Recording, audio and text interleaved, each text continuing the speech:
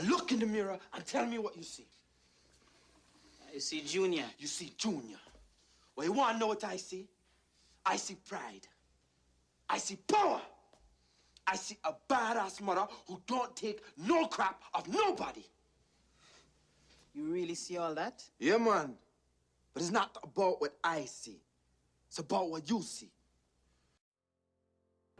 Hello again, and welcome to episode 3 of Strategy Conduit, a matter of perception. In this episode, we're going to be looking at an often overlooked concept in strategic thinking, this idea of perception, or how we view the world.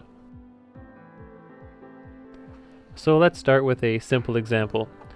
Take, for example, somebody who's had many bad experiences with dogs growing up their entire life. These experiences are new inputs that are received and processed by the brain and shape the way this person now views the world. This personal understanding of the environment is often called a mental model. Mental models are simplifications of the real world that allow us to organize knowledge. We don't try to make our mental models, they just happen naturally over the course of our lives. So, in our example, whenever this person encounters another dog sometime in the future, they're more inclined to perceive it as a threat based on their existing mental model. How does this affect us in the real world? Every time we perceive something new, it is interpreted by our existing mental model.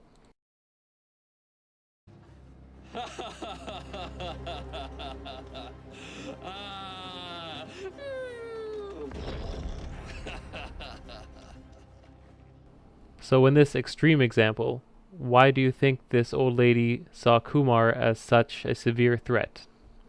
Well, we can speculate that her past experiences had something to do with her reaction, for example, the 9/11 attacks in Osama bin Laden. She could have also been influenced by how certain ethnic groups are represented in the media. Or perhaps from watching TV shows or movies, she's come to expect that certain types of people are the bad guys. Or even her understanding of history could be affecting her perception. And it's really important to emphasize that not only did her mental model affect how she perceived her environment, but it also influenced how she responded to her environment. For another example of how mental models are so important, we can turn to Libya, and in particular the leader or former leader of Libya, Muammar Gaddafi. After decades under his rule, the people of Libya stood up against him. Unfortunately, instead of listening to his people, Gaddafi responded with violence. One way to explain this reaction was that the idea of being hated did not fit Gaddafi's mental model. He claimed that his opponents were under the effects of hallucinogenic drugs and alcohol, and this whole revolt was a ploy by foreign states to overthrow him, for the purposes of controlling oil.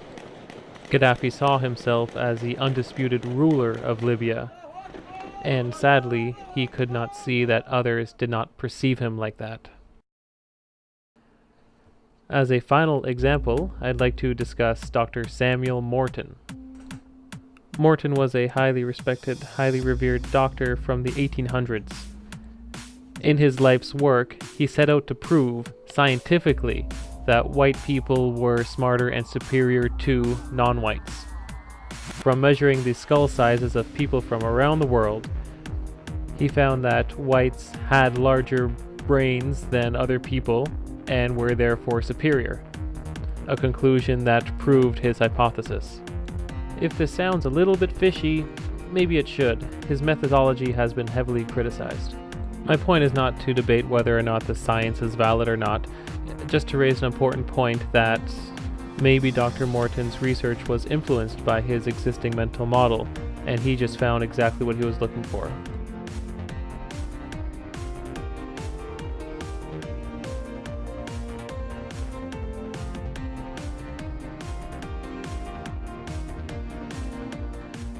So to summarize, there are 4 important takeaways from this episode.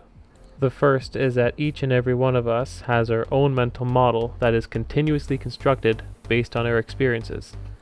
The second is that our mental model really does influence how we perceive and how we react to the environment, all the stuff around us. The third is that we ignore things around us that do not fit our mental model. And the fourth is that we seek out ways to reinforce our existing mental model.